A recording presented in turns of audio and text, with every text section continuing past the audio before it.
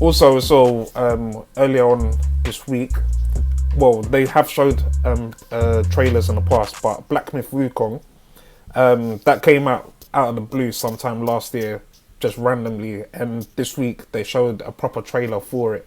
And I know it's looking like an exciting game. I think Ams and CJ, you two both really liked what you were seeing, the detail and all of that. And it's meant to come out 2023, but I don't know if you two want to speak a little bit more about the trailer.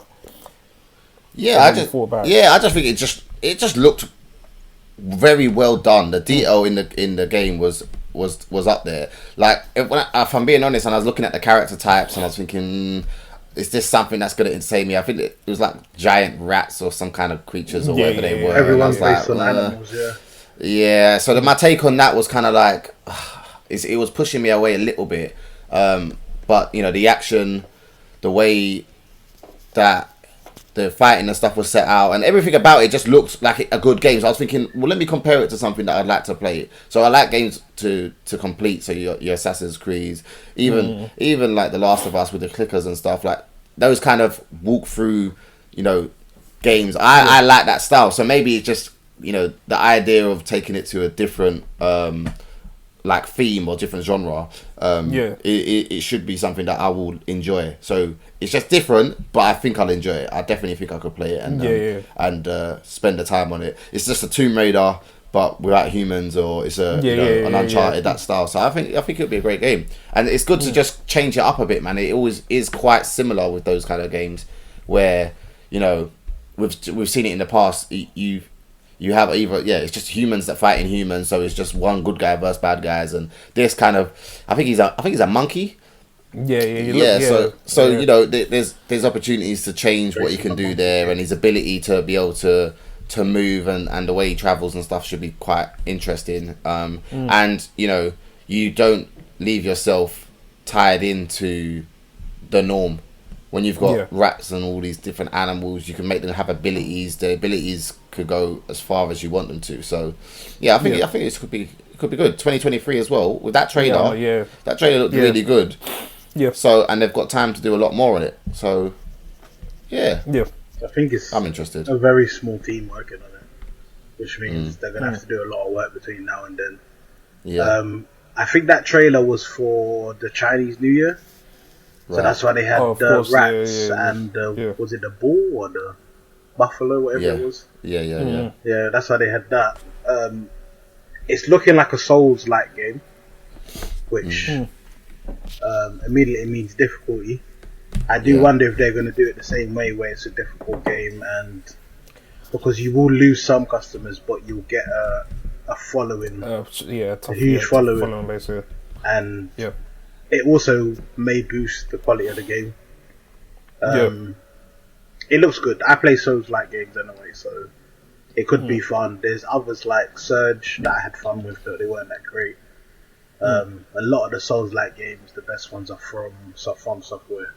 So maybe they'll have a lot more competition. Although Neo was a very good game, and that wasn't from Software, so I don't know. It looks good.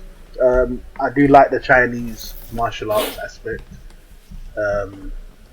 And did it mention any consoles? I don't remember it mentioning any consoles. No, but I'm assuming it must be PS5, Series X, and PC probably. That's what I'm hoping for. Although they could just go PC, which will be very childish. Yeah, very childish. But who knows? It's not a big developer, so they might just say PC, or maybe more likely if they can't afford to get all the physicals out, they might just say digital and everything. Yeah, which would make sense. Anna, you sound like you had your doubts around it. What was yours? The first time I saw the trailer, sometime last year or whatever, I thought, this game looks serious. It looks sick, but I don't know. Maybe I guess because a lot of the trailer that they seem to be showing this week, so a lot of it seemed quite real. To be fair, you can see the frame drops, you can see little things not really working and stuff like that. So I don't know if I wasn't impressed by it because of little things like that, but I have to remember in my head as well that this game's coming out in 2023. I think if this game was coming out May or June or whatever, I'll be like, nah, this game's not gonna make it at all, kind of thing. But I think for me, I wasn't really thinking too much about the date. To be fair, so there's a lot left to do. Obviously, there's so much more that I'm assuming that they're going to show us as well. I know it's meant to be like an indie game or whatever, but a lot of the time, some indie games are able to challenge the AAA games kind of thing in their quality and all of that kind of stuff. So I'm really hoping that Journey. It's not going to be yeah. Journey was as good as God Journey, of War, apparently. Journey, what that's... Let me know if we start Journey. Yeah, the nonsense game. But I think is I'm assuming, obviously a lot of investors are seeing it. They're going to start pouring in the money and all of that kind of stuff. And they've got enough time, to be honest. And I wouldn't be surprised if it's coming out on PS5 or Xbox or whatever. I wouldn't be surprised closer to the time if Microsoft or Sony start backing it up quite heavily as well. So, and once they get that kind of support, it can become a massive game. So, they've got time. Yeah, so I really hope that the studio is able to develop it and then hopefully become a household name. Or Tencent. Tencent might beat Microsoft and Sony to it because they're Chinese they're Chinese company anyway, and they're already taking over gaming. So who knows? Yeah, so we'll have to wait and see where they're able to get to in the future as well. So, but we will keep you posted on that as well, and I'll try and put the trailer in this as well. And last but not least, Unreal Engine, who basically codes so much for most video games that we all play, they released a character builder earlier on this week as well, where you can actually, basically they're showing how advanced that their character building has got. So you could just make a random person or whatever, and it's looking almost like real life now. Like we're really getting to the point where you're gonna be able to touch your people very soon, kind of thing. So, I don't know if any of you managed to watch the trailer that Unreal Engine managed to release earlier on this week or so. But what did you think about it? It looked incredible. This is where I have always wanted character builders to be. Because in the past, games have had the sliders and stuff, but they always felt like there was limitations. And some games just didn't care. Some games just gave you preset phases. And then when they say it's advanced, not to poo on Cyberpunk again, but people were saying that Cyberpunk's builder was super advanced. It wasn't that advanced. For what I want anyway. I feel like Fallout 4 had a good one. Still not amazing. I feel like this is it. This is what I've been waiting for personally in terms of character builders. Because you want to build a character either to look like you or look like someone else you want to play with. I know I create a lot of women characters in games, black women, so it would be nice to go online, look for a black woman, and then put her in the game. Which you don't really have the ability to do now. You get kind of like more of a caricature, but you can't really get them on at the moment. So it'd be nice to have something deep and expansive to work with. The design capability on that is just out of this world. Like, for what I was seeing, and the thing is, for me, it's a bit annoying, but it's also great. It's annoying because even on silly games like FIFA or 2K, I spend ages trying to make my player look like me. When I know I hardly even see the player. Like it's, we're looking at a bird's eye view of the player. You know what I mean? It doesn't even make sense. But I want it to be like inch perfect. And this what they're bringing out, it looks like I'll be able to do that. And man, I think it's a step forward, but I just don't know how much importance it has in terms of like set games, because it will only be for games where you can change the character. So for like Last of Us, you're not going to be using that, but it may increase other smaller games' visual features of their characters. So across the board, if it can do that, I think that's going to be crazy as well.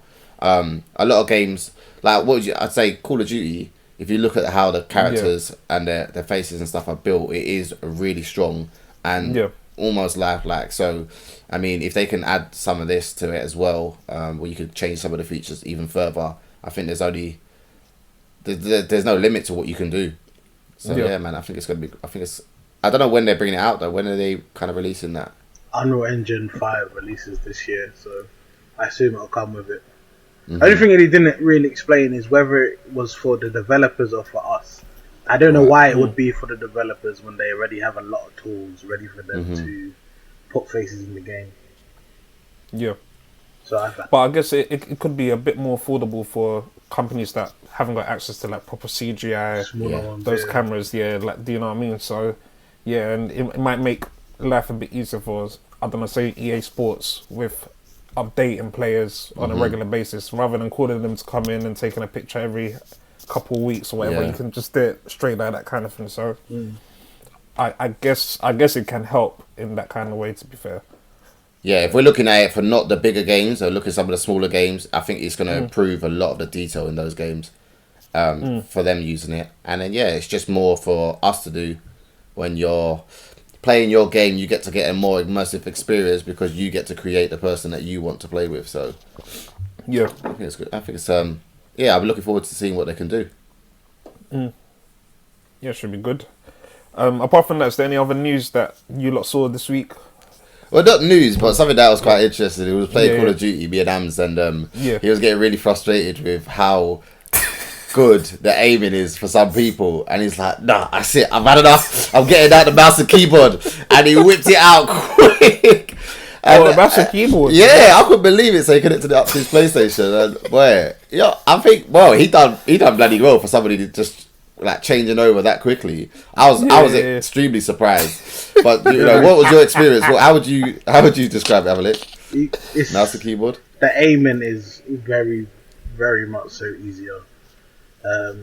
Movement is harder, but I feel like if I kept doing it, I got used to moving and all the buttons, I'll be much better than I was with a pad.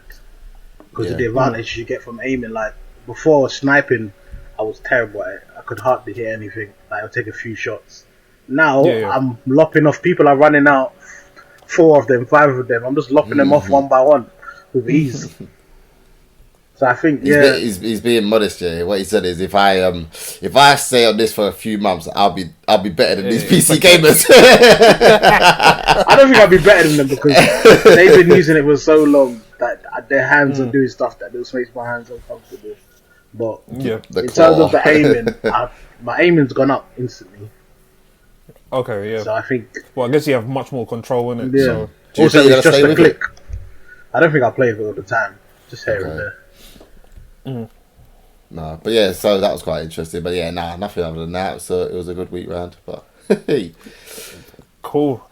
All right then. Well, once again, that was podcast number 33 from the MultiTap team. I hope you enjoyed this one as well. Make sure to like, comment, subscribe, ask us any questions. So we're always available as well. And once again, we hope you have a good week. Take care and peace. Peace. Peace.